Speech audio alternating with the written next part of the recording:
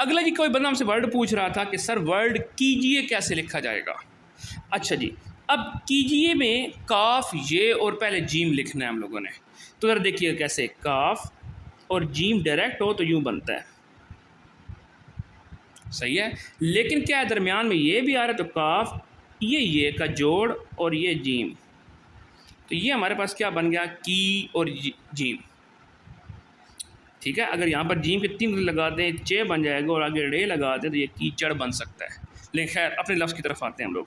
काफ ये जीम, फिर ये और ये बड़ी ये, की जी ये।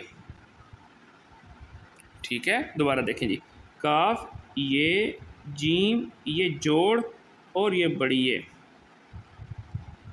कीजिए। यहाँ पे ये ऐसा देख रहे हैं, ये ऐसा यूं करके आया हुआ है कि ये